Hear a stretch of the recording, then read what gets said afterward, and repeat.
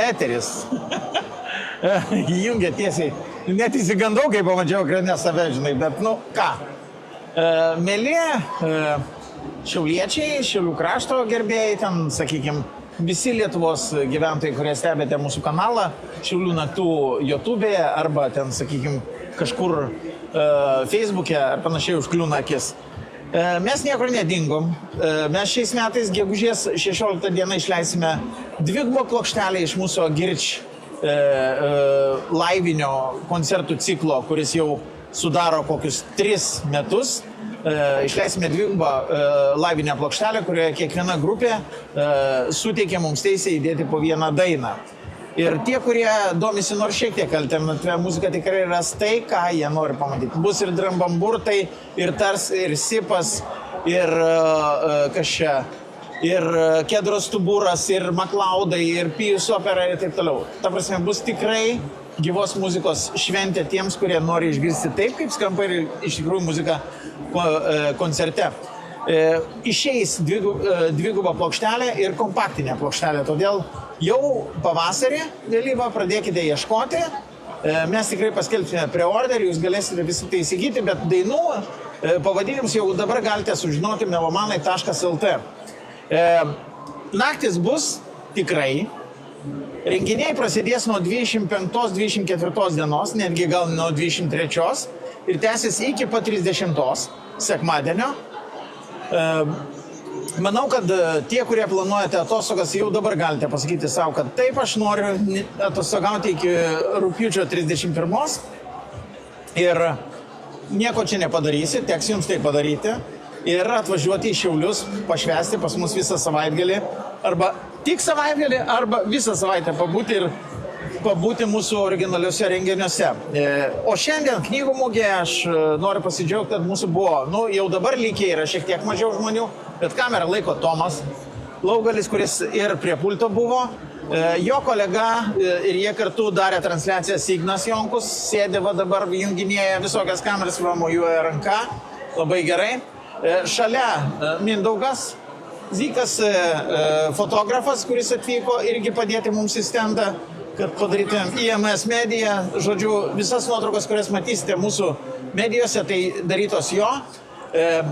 Kalbino žmonės Urtę Skablauskaitę. Urtė, žiauriai gerai, Urtė jau dabar gali ramiai užsirašyti ten pas save sąraše, kad visus kalbinau pagrindinius. Jo, tikrai visus.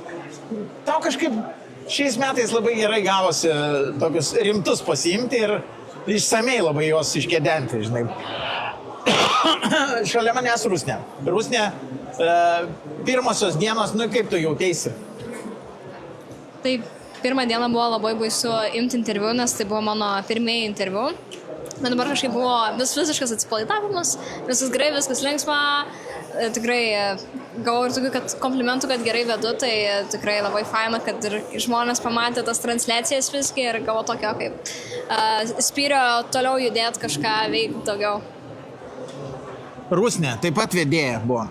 Mes turime 2 operatorės iš Šiaulių, iš kolegijos atvykusias, jos mūsų bičiulio, Viktoro, ar studentės, nežinau kaip čia sakyti, tai prisistatykit. Greta. Greta ir? Ir aš Sandra. Taip, merginos atvažiavo ir jos dirbo tiesioginėse transliacijose ir kaip jums sekėsi? Gan neblogai, tikrai patiko, iš tikrųjų tokia patirtis, tokiam gan dideliam renginyje, tikrai geras emocijas. Labai puikiai, pirma knygų mugė ir tikrai tikimės, kad ne paskutinė. Aš jau jaučiu, kad viskas pretenzijos yra pasakytos, visas angelas mūsų. Pas mus toks stendas, kad pas mus turi būti kažkoks nors vienas žmogus angelas. Tai štai ir angelas. Angelai, kaip tau sekėsi? Tu ir kalbinai, ir prie kameros bus. Ir kaip tau sekėsi? Man labai patiko ir noriu tikėtis, kad sekėsi gerai. Pirmiausia, buvo labai įdomu, vėliau taip pat buvo nebeįdomu. Vėliau suprantė, šeštadienį nuėjau, pasiėmiau paną, ėjom pasivikšnėti su pana.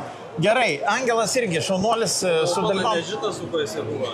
Tiksliai, pana gal jo net nežino, kad jisai buvo tas 2-3 dienas be panos. Gerai, Uršulė, Viko studentė, dainininkė, Ir tikrai, jeigu pamatysit, kur reklamas, kad Uršulė dainuoja, o taip gali atsitikti net kitą savaitę, ne? Uršulė, kaip tau sekėsi, nes tu iš principo vadybinai visus intervus, prašau. Tai ką žinau, fainai sekėsi.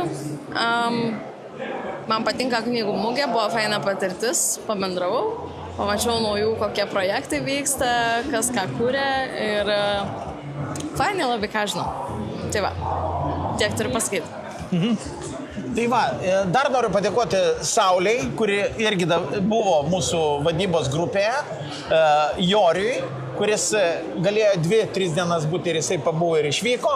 Ir žinoma, Raimondui Paškevičiui, kuris dirbo šeštadienį ir tai yra mano kolega, taip pat dėstytojas, rašytojas, poetas, aktorius, scenaristas ir taip toliau. Tarpsime, stende buvo begalė žmonių, Inesa teisingai. Kas? Inesa teisingai. O kur Inesa dabar? Vieniai žino. Inesa teisingai. Inesa tvarkė visą stendą. Inesa apskritai buvo dešinioji ranka, nes jinai pradinius kolektyvus surinko ir taip toliau. Tai Inesai didžiausias ačiū. Nončarovai, pasilieka čia įrašytas tas garsas ir mūsų tas 13-14 žmonių kolektyvas, kuris dirbo tas 4 dienas, nori su jumis atsisveikinti iki kitų metų, tikiuosi. Ir dėkoju visiems tiems, kurie mus seka. Ir noriu padėkoti pagrindiniams mūsų draugams Šiaulių miesto savivaldybei, kurie supranta mūsų veiklą, žino, kad mes turime kur pristatyti veiklas visas, turime savo draugus, menininkus, kurie leidžia muziką ir pristato čia. Aš džiaugiuosi, kad šiais metais kai kurie užmiršti atlikėjai ir kūrėjai mūsų sugrįžo į stendą ir pasakė, kad turėsiu kitais metais naujienų. Ir taip, reiškia, miestas nemiršta ir jo kuriama muzika, kūrėjai toliau daro savo dalykus ir tie dalykai gali būti pristatomi Respublikinės, tiksliau Vilniaus knygų mugės Agata muzikos salėje. Ačiū visiems, lauksime, sakėjim, 27 metų vasario pabaigos ir manau, kad vėl susitiksim čia. Stende, tik nežinau, koks bus numeris, vadinsis tikrai kitaip. Ir vėl mes pristatinėsime įvairias naujienas muzikos ir jūs galėsite, o jeigu visgi sugalvojate, bet neatvažiavote įsigyti, visą tą produkciją, nuo marškinėlių ir visų kitų dalykų, merčo, plokštelės, kompaktinės plokštelės, kasetės, viską galite rasti melomanai.lt. Tiesiog tik pasidomėkit. Ir visą tai atsiras jūsų rankose. Ačiū Jums. Viso geriausio. Mes pamuojam ranką visi bendram plane. Va.